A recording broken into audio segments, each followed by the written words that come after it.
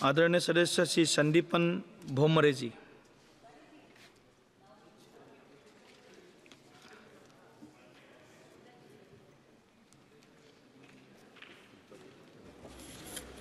आपण मला मत्स्यपालन, पशुपालन आणि डेअरी मंत्रालयाच्या अनुदानावरील मागणीवर बोलण्याची संधी दिल्याबद्दल मी आपले आभार मानतो।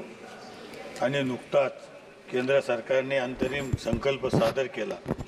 या अर्थसंकल्पात शेतकऱ्याला प्राधान्यक्रम देण्यात आला आहे। त्याच्या सर्वांगीण विकासासाठी सरकार कटिबद्ध असल्याचे संकल्पात दिसून आले। त्याबद्दल मी शिवसेना पक्षाच्या वतीनं माननीय नरेंद्रजी मोदी साहेब आणि अर्थमंत्री निर्मला सीतारामन यांचे आभार मानतो।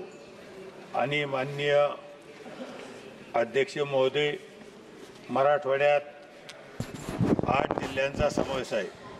जे दुष्काळी भाग आहेत या भागात शेतकऱ्यांच्या आत्महत्याचे प्रमाण जास्त आहे। शेतकऱ्यांना अतिरिक्त उपजीविका मिळवण्यासाठी दुग्ध व्यवसाय अतिशय उपयुक्त आहे, परंतु दुग्ध व्यवसायाची संबंधित पायाभूत सुविधा अभाव आहे। माननीय अध्यक्ष महोदय, या भागातील शेतकऱ्यांना चाऱ्याची मोठी टंचाई भासत असल्याने त्यांना चढ्या भावाने चारा विकत घ्यावा लागतो। त्यामुळे दूध उत्पादनाचा खर्च वाढतो।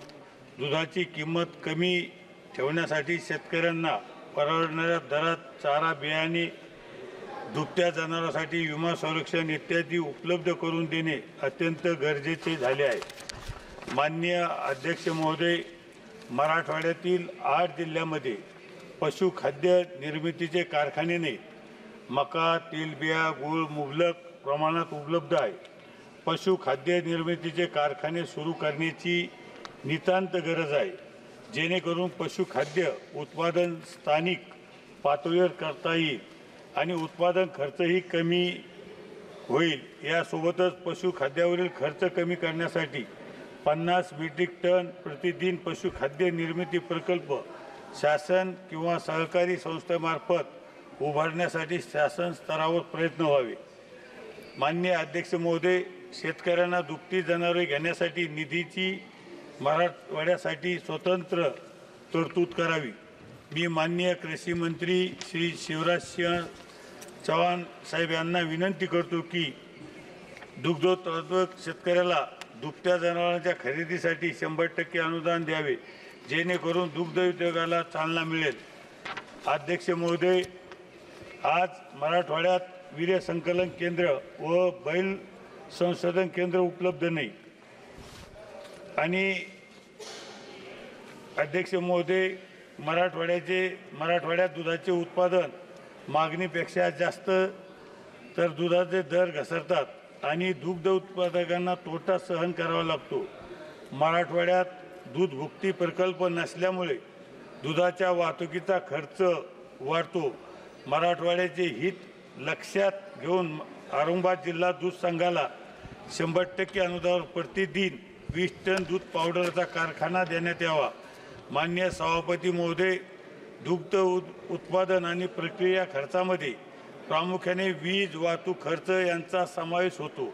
हे खर्च कमी करण्यासाठी डेअरी आणि दूध संकलन केंद्राला दूध प्रोसेसिंगसाठी सुविधा उपलब्ध करून देण्यात याव्या, जेणेकरून उत्पादन खर्च कमी होईल आणि दूध उत्पादन शेतकऱ्याला मदत करू शकतील।